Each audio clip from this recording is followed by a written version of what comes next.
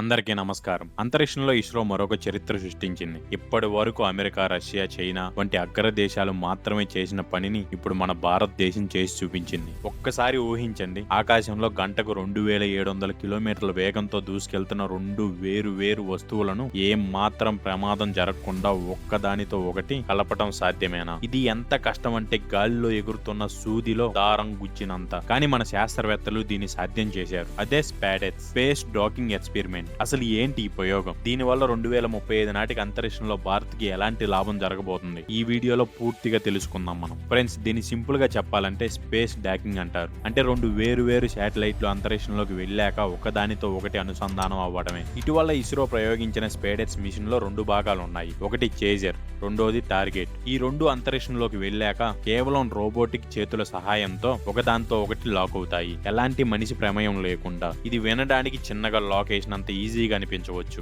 కానీ రెండు బుల్లెట్స్ ఎదురెదురుగా వచ్చి ఒకదాంతో ఒకటి అంటుకోవడం ఎంత కష్టమో సేమ్ ఈ టెక్నాలజీ కూడా అంతే కష్టం. సరే, అసలు ఈ ఇస్రో అనేది ఈ ప్రయోగం ఎందుకు చేసింది అనే డౌట్ మీకు రావచ్చు. దీని వెనుక ఉన్న అసలు ప్లాన్ ఏంటంటే అదే భారతీయ అంతరిక్ష స్టేషన్. అవును, మీరు విన్నది కరెక్టే. 2035 నాటికి భారత్ అంతరిక్షంలో తన సొంత ఇంటిని కట్టుకోబోతుంది. మనం సొంతగా స్పేస్ స్టేషన్ కట్టాలంటే వేరు భాగాలను భూమి నుంచి పంపించి పైన ఆకాశంలో వాటిని అతికించాలి. ఆ అతికించే టెక్నాలజీనే ఇప్పుడు ఇస్రో సక్సెస్ఫుల్ గా టెస్ట్ చేసింది. దీని వల్ల ఫ్యూచర్ లో మన ఆస్ట్రోనట్స్ వేరే దేశాల మీద ఆధారపడకుండా మన సొంత స్టేషన్ లో ఉండి పరిశోధనలు చేయొచ్చు. కానీ ఫ్రెండ్స్, ఇక్కడ మీకు ఒక సందేశం రావచ్చు. అంతరిక్షంలో చీకటిగా ఉంటుంది కదా, మరి ఈ రెండు శాటిలైట్లు ఒకదానితో ఒకటి ఎలా కలుసుకుంటాయి? ఇక్కడే ఇస్రో వాడిన 3 స్టెప్ మ్యాజిక్ టెక్నాలజీ పనిచేస్తుంది. మొదటి టెక్నాలజీ కళ్ళు. ఇందులో సాధారణ కెమెరాలు కాకుండా high range cameras and laser range finders ని యూజ్ చేశారు. ఇవి చీకట్లో కూడా అవతలి శాటిలైట్ ఎంత దూరంలో ఉందో మిల్లీమీటర్లతో సహా ఖచ్చితంగా లెక్కిస్తాయి. రెండవది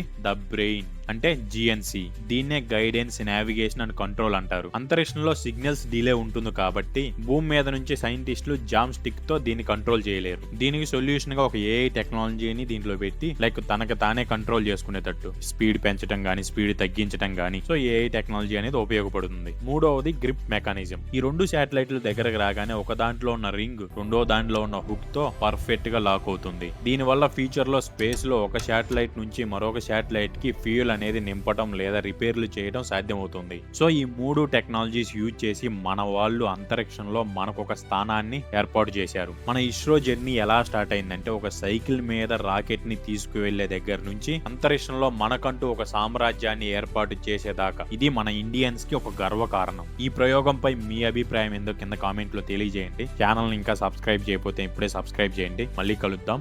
జై హింద్, జై భారత్.